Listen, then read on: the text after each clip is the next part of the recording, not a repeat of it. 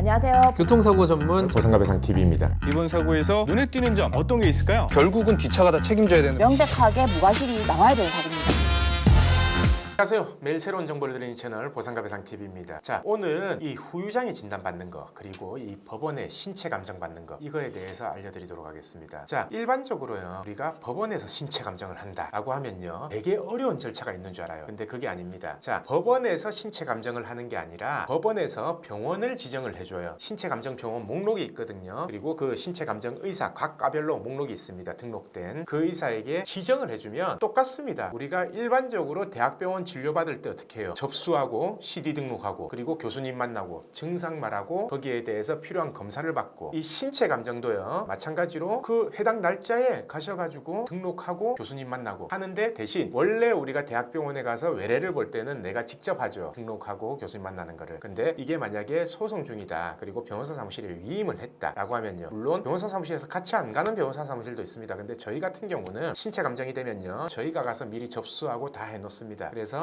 우리 의뢰인이 오면요, 같이 교수님을 만나러 들어가요. 물론 들어갔을 때 변호사 사무실은 나가 계세요. 그러니까 보험사하고 우리 측 다 나가 있는 경우도 있고, 아니면은 같이 그냥 뭐가 필요하냐, 어떻게 감정하면 되냐, 이런 부분들을 교수님한테 설명하는 경우도 있습니다. 그래서 교수님한테 설명을 할 때, 자, 이 환자 같은 경우에는 이런 상태고 이런 상태이기 때문에 이 부분에 대한 장애를 중점적으로 좀 평가를 해달라라고 이렇게 하는 경우도 있어요. 자, 그렇게 되면요, 일반적으로 우리 외래 볼 때 교수님 오래 있습니까? 안 그렇죠? 마찬가지로 신체 감정도요, 교수님 한 5분 정도 보면은 끝나요. 그리고 만약에 무슨 검사를 해라 한다 라고 하면은 엑스레이 촬영하고 그냥 돌아가면 되는 겁니다. 거의 대부분의 과들이 그냥 하루 만에 끝나요. 근데요, 특이하게도 우리 정신건강의학과에서 감정할 때는요, 보통 일주일 정도 입원해서 감정을 해요. 그래서 정신건강의학과 같은 경우가 입원비가 일반으로 들어가기 때문에 비싸게 나오는 겁니다. 감정비가 대략 한 300, 400 정도 나오거든요. 물론 2주 정도 입원할 때는 뭐 700, 800까지 나오는데, 요즘은 2주 정도 입원 안 해요. 보통 5일, 길면 일주일 정도 입원을 하고 감정비는 대략 한 300에서 400 정도 이렇게 나온다 보면 되고요. 그럼 다른 과들은 감정비가 얼마 나오냐? 일반적으로 정형외과나 뭐 신경외과나 마찬가지입니다. 재활의학과도 마찬가지고요. 그냥 단순하게 엑스레이만 촬영한다 라고 하면요, 그냥 보통 한 40만 원에서 50만 원 정도 나와요. 그리고 혹시 MRI까지 촬영한다, 아니면 근전도 검사를 한다 라고 하면은 비용이 이제 조금 더 늘어나겠죠. 거의 대부분 촬영을 안 하고 그냥 감정 의사만 만나고 온다 라고 하면은 하루면 끝납니다. 하루도 아니죠. 1시간 안에 모든 게 해결되죠. 그렇기 때문에 실질적으로 이 감정, 신체 감정이라고 하면요, 사람들이